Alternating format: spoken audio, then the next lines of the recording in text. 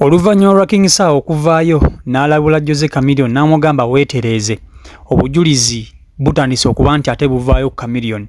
Jjukira King Saha ono yabuuzibwako ke mabega oba mujjukira bwe yagamba nti yawandiika ennyimba za Chameleone ez'Oluswayiri nga valuvalu. Kaakati nno njagala olabe akatambi kano ke nkuleetedde olunaku olwaleero. Gwe kennyini ogenda kusalawo amazima. Oba ddala kituufu King Saha ayogera mazima oba King Saha alimba. Njagala nkuwa akatambi kano era video eno nkusaba ogirabe ogimaleyo. Nkwaniriza ku CEO Michael Uganda. Video giwe like ate oba tunaba ku subscribinga o subscribinge.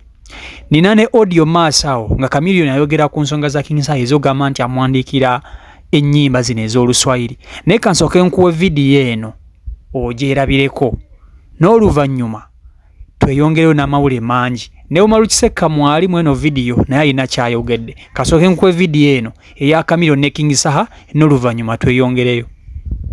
Man, King Saha, I love you, my brother. Yeah, man. I love you, my brother. What you mean, blood? From long time. Uganda will take it on to Limimbi wa Kabi. Whatever you call yourself, King's Love. Agis Bazanya. Oh, you babu, you never got to bother about two chance. Zenja with chance young. Wangu tanjigiza na mpenyuwe. Wanga ulichitendera.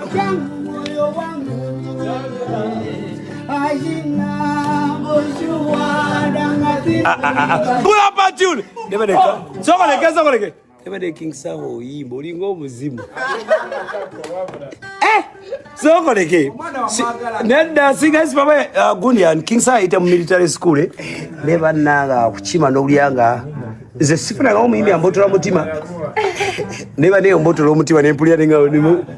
I swear to God. Era bakuzala my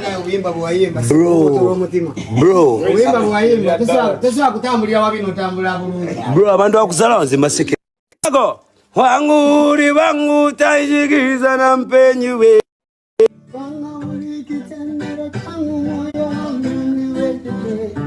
Ajina bonjua danga kingoni bana na ikucheza mai mambo mambo ngoya kuyani wangu uzoni kuyani wangu ngoni taraniruka kuku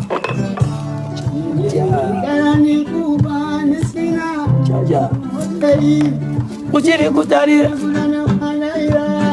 Oh my God. Saa soko ndeke. Kakati King Saha bwagambu yawandiika valuvalu. Nebadilisha. Bavubuka abo balina ebibasumbuwa. Aba yejaaka. Kubaita okwejaaka. Okitegera my brother.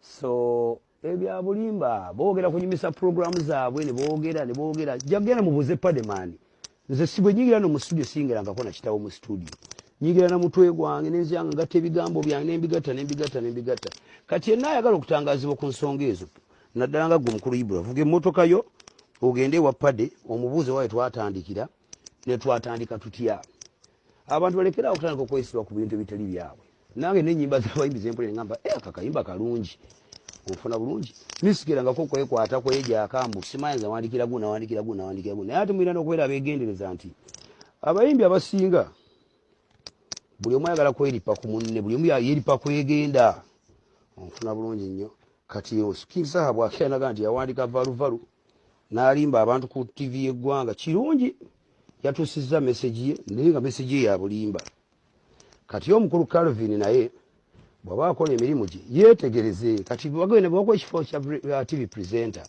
baba kuwadde okubanga olinganga judge oba jury asalirawo omulabi nono byayogera kiba nti abantu boogera ebintu ebyo ebitagwande ku TV ono presenter yalina okubudaabuda programu yenyumira abantu kati bwe namutulire naye ali kuli ku TV akanula amaaso nga naye agoberera ebintu ebitali makulu nalabye nga bano abagoberera Kadodi Mutu agoberera Kadodi n'abuukira kuli amala kutuuka n'abuuza wayi bagenda kusala ani mpoza embalu.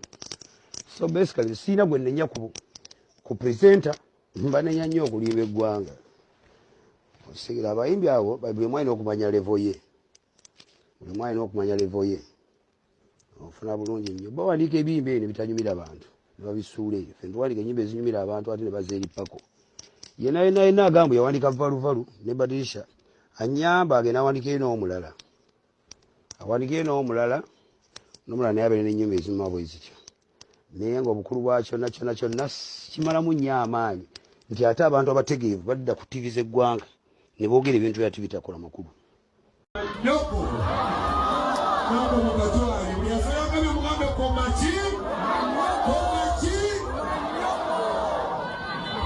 uliazoea kwa milioni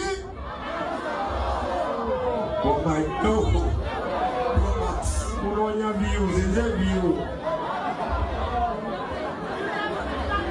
uliazoea kwa milioni nyoko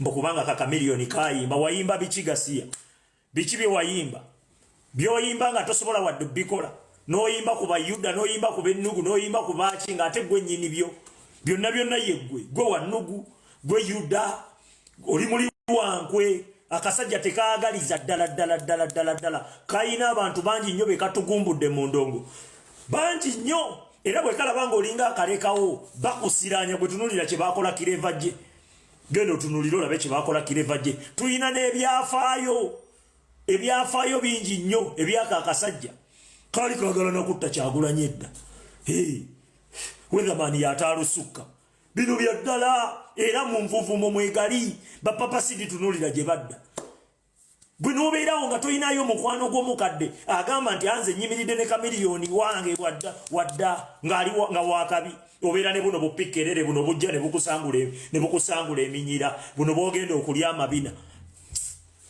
ako kafamire katusala nze mbabuulira katusalira ddala melody simanyi baani abaana bajja banyirira agenda okukavaako nga nkubuulira katugumbudde abantu kagwa ku saha nga saha mu lunnyanja omanyi abalunnyanja nabo tebakola ki nabo bagamba empewo z'abalunnyanja zeziriwa zino ez'empuuna malungu baziyita batya ani ayina ku mpewo wano atunnyonnyole kagenda ne kagwa ku saha nga ne saha mukumi wa byoto kati kagenda olaba saha akasimattukako akaddako waggulu kati ogunugu gukali wano tekaagala muntu kubeera wakabi kukasinga kagenda olaba tekakyayina muziki tekakyayina ki kagezezaako keerippe kwabo kuba upcoming artist biganye kati kalaba ekifo saha kyalimu kye kalina obbaamu abantu bajja ate ennaku zino ensi tekyafa nnyo ku biki byobawa wabula kiki kyoli gwe nga gwe nti luli watugumbulanga abantu bakalamagi n'obatta wattanga bakalamagi abantu ne basigala nga bagamba atuyimbire ennyimba kati kikyoyina n'omuziki tegukyaliwo oli wano tuleekanira buleekanizi ensi yakufunira dde ekijiiko etabulamu wekuwutamu kasupu ensi ekuwuta ekumala